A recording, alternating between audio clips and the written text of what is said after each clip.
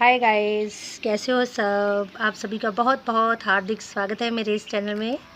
Dear friends, आज है 31 जुलाई 2022 और आज है संडे और सुबह सुबह ही हुई है बहुत ही प्यारी बारिश।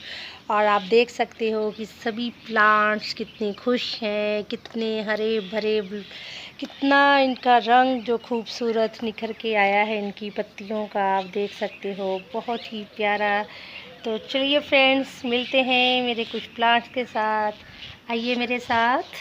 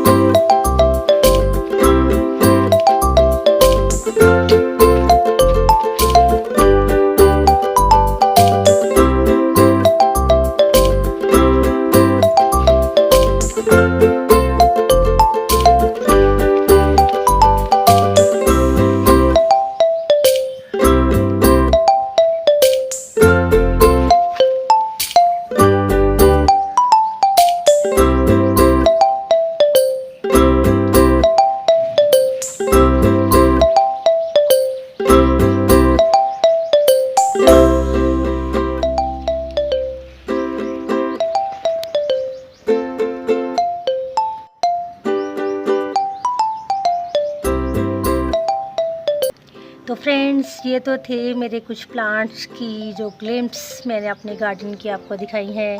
आपको ये मेरा वीडियो कैसा लगा, पसंद आया हो, लाइक और शेयर जरूर करना। Okay friends, bye bye, happy gardening.